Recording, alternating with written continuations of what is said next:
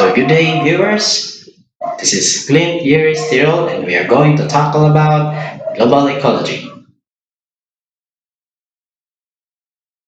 So what is global ecology? Global ecology refers to the study of the interactions between within the Earth's ecosystems, oceans, land, and atmosphere. So thus the study helps comprehending the interactions at a large scale level and the impacts of the planet. Ecology centers operate within the concept and understanding of the types of ecologies. So this ensures the proper conservation of the environment and maintenance of the ecosystem for both the animals and the plants to live and coexist without competition from the equation. So the knowledge is very critical to conservationists and resource managers to help in making relevant decisions. So here are the main topics of the the global ecology.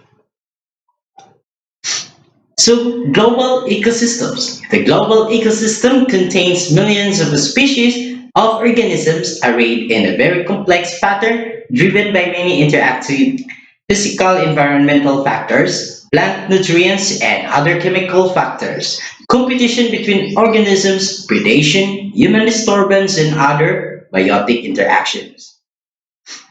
So, this is an illustration of global ecosystems. As what you can observe here, these are the types of land or parcel of the globe. So the examples are ice sheets and polar desert, tundra, taiga, temperate broadleaf forest, temperate steppe, subtropical rainforest, Mediterranean vegetations, monsoon forest, arid desert, xeric shrubland, dry steppe, semi-arid desert, grass savanna, tree savanna, and subtropical and tropical dry forest, tropical rainforest, alpine tundras, and mountain forests. So, by these corresponding colors of their land information is a different form of land formations. With the global ecosystems, here are a principle that is being made by James Lovelock, that is the Gaia hypothesis. The Gaia hypothesis, are also known as the Gaia theory or the Gaia principle, proposes that organisms interact with their inorganic surroundings on Earth to form a synergetic, self-regulating complex systems that helps to maintain and perpetuate the conditions for life on the planet. So this was first proposed in 1970. It postulates that the single system as a whole maintains Earth's surface in a habitable state by self-regulating feedback mechanisms. Therefore, it holistically covers aspects of how the biosphere and the evolution of life forms affect the stability of global temperature, ocean salinity, oxygen in the atmosphere, the maintenance of hydrosphere of the liquid water, and other environmental variables that affect habitability of the earth. So this is the illustration of the Gaia's principle. So first, this is the sunlight, photosynthesis, carbon dioxide cycle. So there are also inorganic matters to this involved, like factories and emissions, plant respiration, so root respiration, ocean uptake, dead organisms and waste products, animal respirations, fossils and fossil fuel, organic carbon, and the decay of organisms. And that cycle repeats again and again.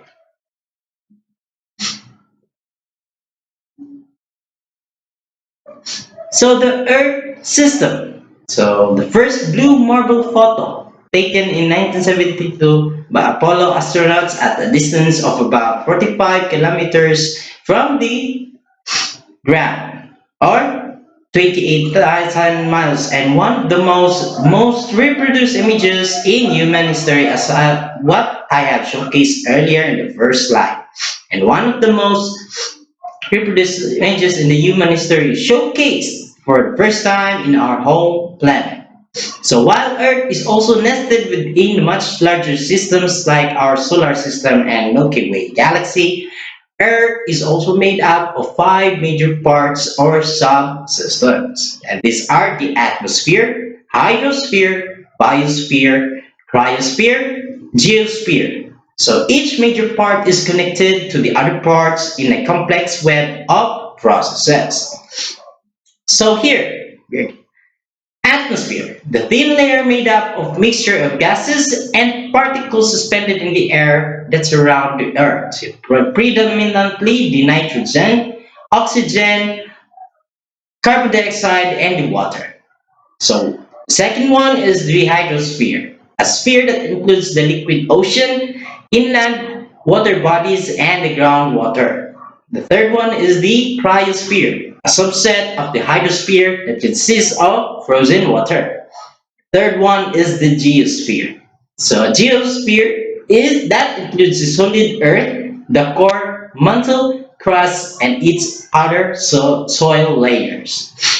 The last one is the biosphere.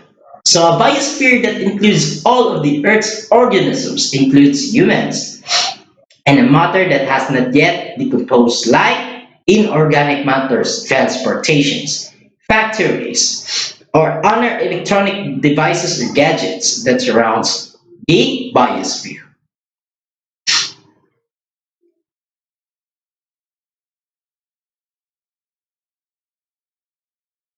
So the next topic would be tools for the global ecology.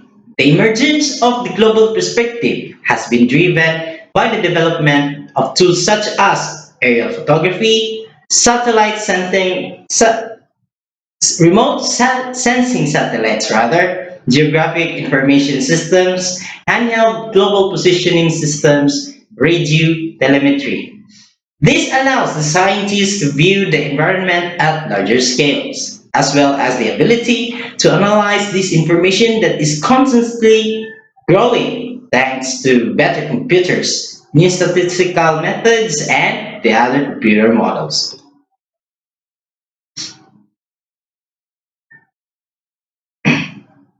So the next one would be, rather. So we have tackled about the tools for the global ecology. So the next one would be on how we identify such particular ecosystem or ecology. So according to Cyber and Walls in 2012, they cited that mapping ecosystem services is a complex problem and includes several related issues. So the most important of which are the following. So selection of appropriate indicators for individual services. Second would be source data availability. The third would be the selection of appropriate mapping units.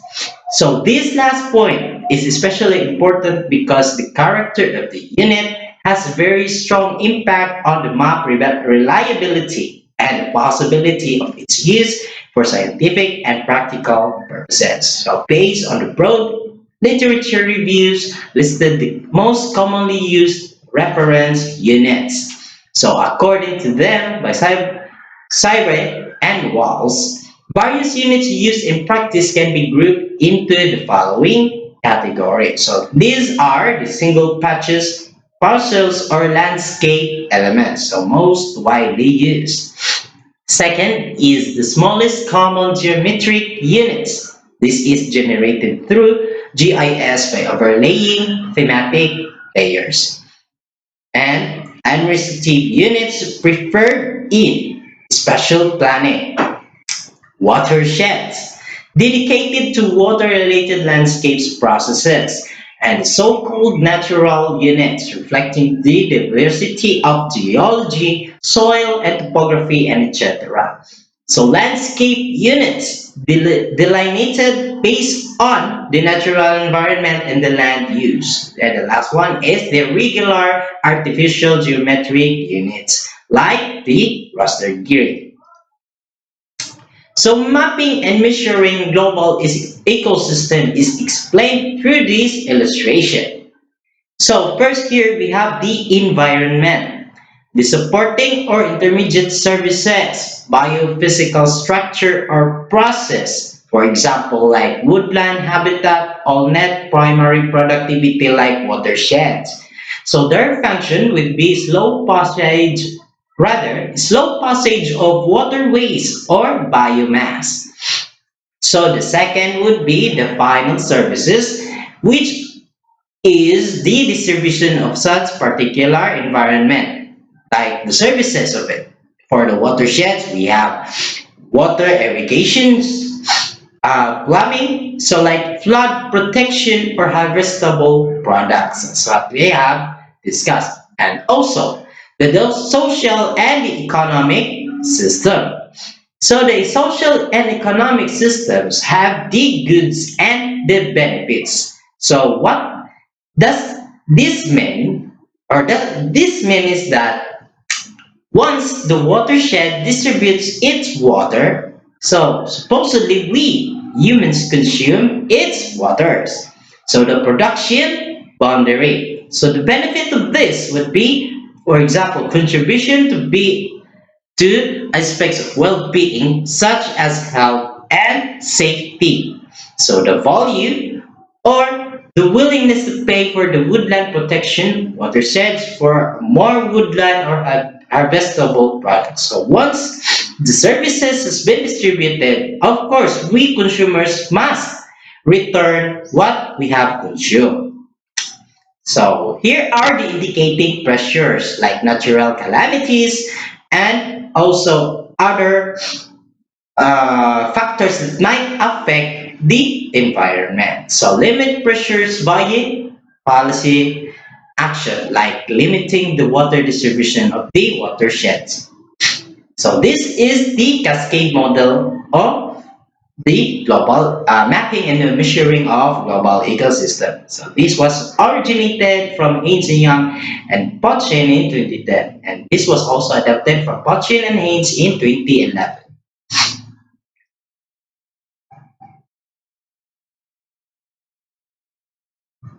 So the next one would be flows in the Earth system. So there are many ways in which the energy, water, and biochemical cycles, the cycles of elements that involve life, chemicals, and the solid Earth. These interact and influence the Earth system. So, energy from the sun is the driver to the many Earth system processes. This energy flows into the atmosphere and heats this system up. It also heats up the hydrosphere and the land, the surface of the geosphere, and fuels in many processes in the biosphere. So differences in the amount of energy absorbed in different places set the atmosphere and oceans in motion and help determine their overall temperature and chemical structure. These motions, such as wind patterns and ocean currents, redistribute the energy throughout the environment.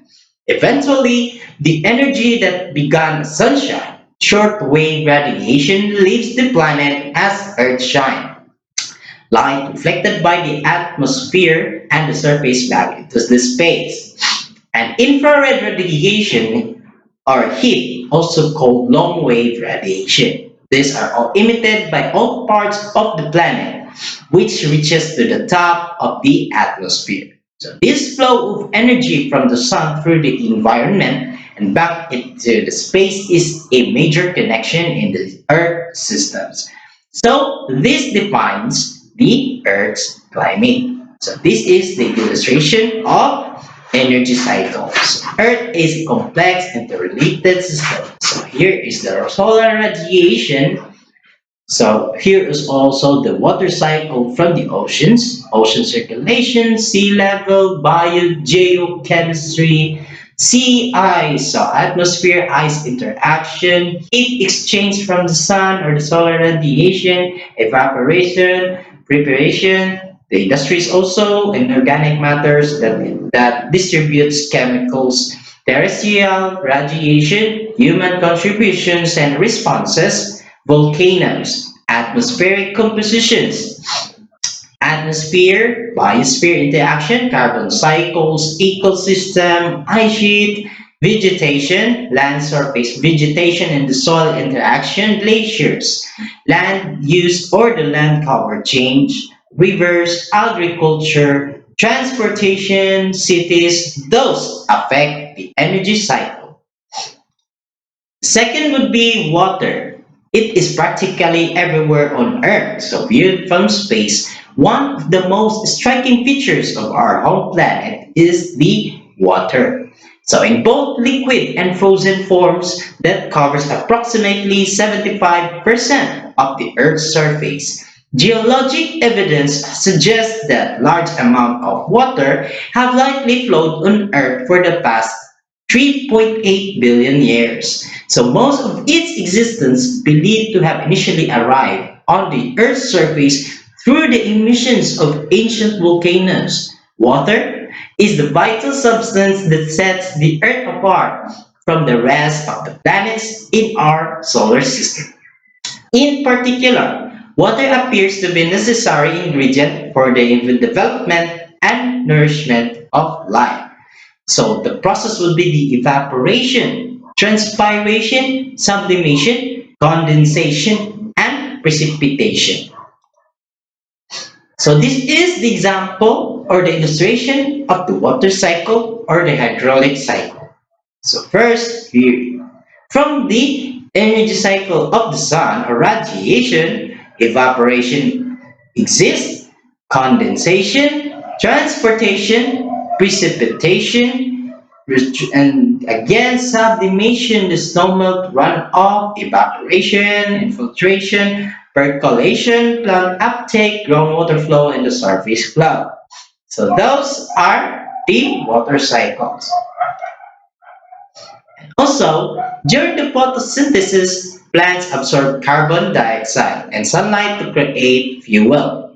So glucose and the other sugars for building plant structures, this process forms the foundation of the fast biological carbon cycle. So illustration adapted from the PG Sellers and in 1992. So the bonds in the long carbon chains contains a lot of energy. When the chain breaks apart, the stored energy is released. So this energy makes carbon molecules an excellent source of fuel for all living things. The carbon returns to the atmosphere in the following processes, but all involve the same chemical reaction. So one first is when plants and phytoplankton break down the sugar to get the energy they need to grow. The second, when plants and phytoplankton dies or decay and are eaten by the bacteria at the end of the growing season. The third, when plants and phytoplankton are eaten and digested by animals, including people, to get energy. Last one, when plants and phytoplankton burn in fire. So that is the cycle of carbon dioxide. So this is the illustration of the carbon cycle. Photosynthesis, soil carbon, plant biomass, plant respiration, human emissions from the factories, microbial respiration and decomposition, fossil carbon, atmosphere, surface, ocean, air, sea, gas exchange, photosynthesis in the ocean, respiration and decomposition, ocean sediments. So that all the reactive sediments that all includes in the carbon cycle. Third one is the nitrogen cycle processes. So these are the cycle processes of a nitrogen. Fixation. Fixation is the first step in the process of making nitrogen usable by plants. Here, bacteria change nitrogen into ammonium. Nitrification. This is the process by which ammonium gets changed into nitrates by bacteria. Nitrates are what the plants can then absorb. Assimilation. This is how the plants get nitrogen. They absorb nitrates from the soil into their roots. And then the nitrogen gets used in the amino acids, nucleic acids, and the chlorophyll. Ammonification or mineralization. This is part of decaying process. When a plant or animal dies, decomposers like fungi and bacteria turn the nitrogen back into ammonia, so it can re-enter the nitrogen cycle. Denitrification. Extra nitrogen in the soil gets put back into the air. So there are special bacteria that perform this task as well. So this is the illustration of the changing nitrogen cycles. So actually, nitrogen has two cycles. Precipitation, gaseous losses from the organic residues, denitrification, plant consumption, organic residues, organic matter, mineralization, ammonia, fixation, clay minerals, nitrites, nitrification through bacteria and leaching. And the cycle repeats itself. And the second nitrogen cycle would be the fossil fuel emissions from the factories, gaseous losses, nitrification, plant consumption, nitrification from the oceans, eutrophication, leaching, runoff from the fertilizers, bacteria fixation, lightning fixation, gaseous atmospheric nitrogen storing. So, the other concern about the nitrogen cycle is that it is also a pollutant in the atmosphere. As what we can see in the illustration, these are the current or the existing nitrogen pollution in the globe. Nitrogen oxide, or rather nitrogen dioxide, is a gas that occurs naturally in our atmosphere, but in concentrations very low as compared to oxygen and nitrogen. Nitrogen dioxide is also a common pollutant produced primarily during the combustion of gasoline in vehicle engines and coal in power plants. Nitrogen dioxide is part of a family of chemical compounds collectively called nitrogen oxides or the NOx. Nitric oxide is also part of the NOx family.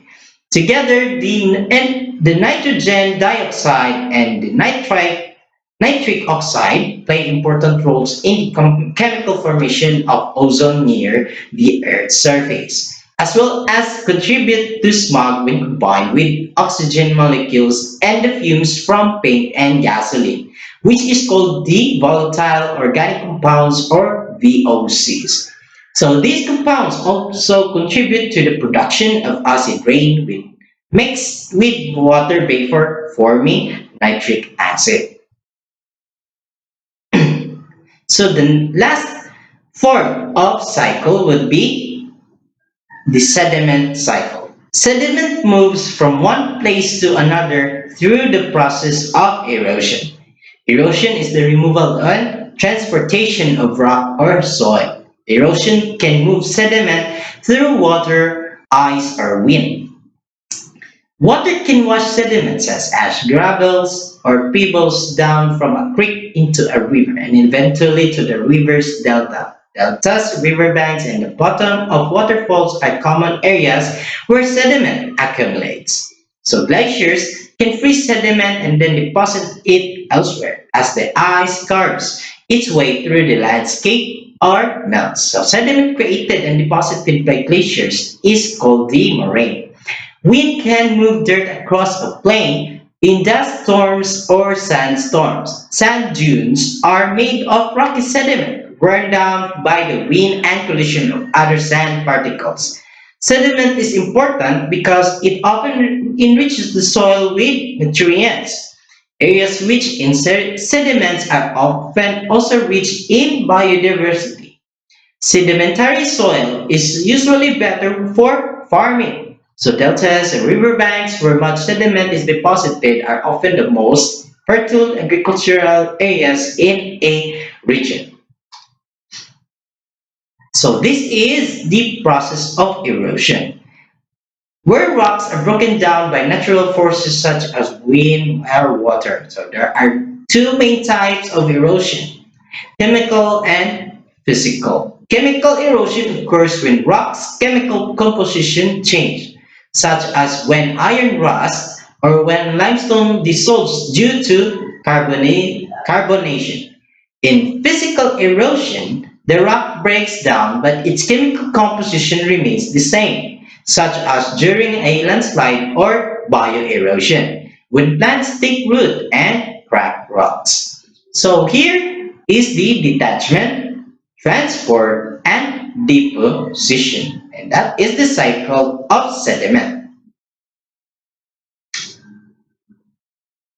And the last one would be this topic actually regards to the present and the past regarding the global ecology. So the Earth system in the past.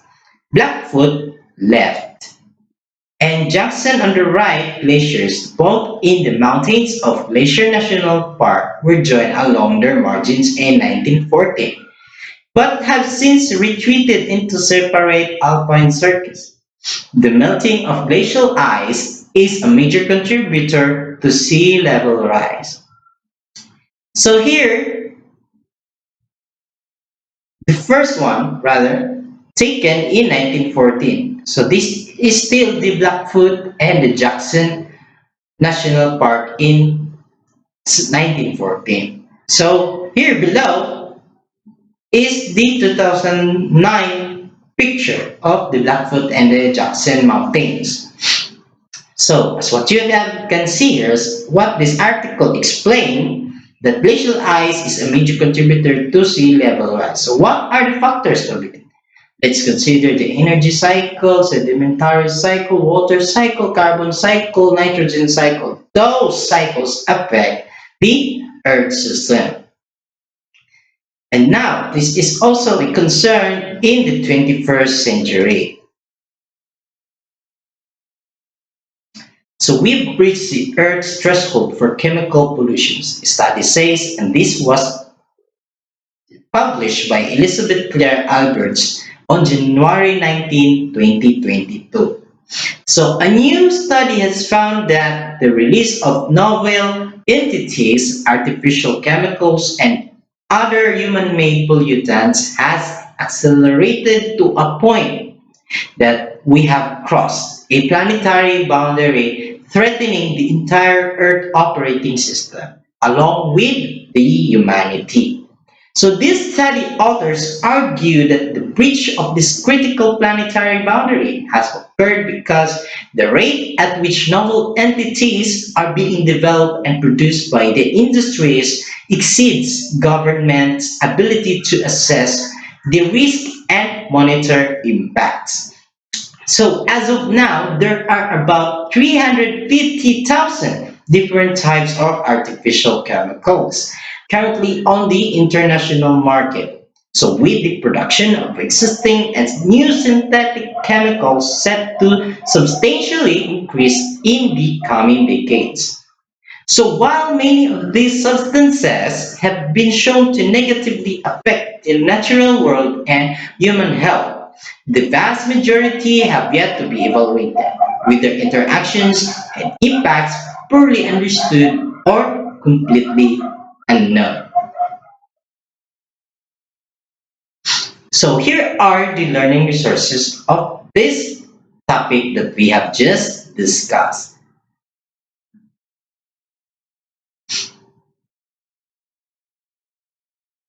So now I I will have or I will let you answer the following. So answer each questions in at least 8 paragraph form. So the first one, number one, is what contributions you can do to preserve our evolving planet. Number two, does global ecology is still in effect if everything and every living beings just stop doing anything? And the last one, or number three, do you think Gaia hypothesis or the Gaia principle by James Lovelock is still relevant today in your lifestyle? So, I will wait for your answers. You will make comment down below on the YouTube link. Thank you so much for listening and thank you so much for viewing about the global ecology that we just tackled today. I do appreciate your time. So thank you so much for appreciating our home planet. So that's all. Thank you so much.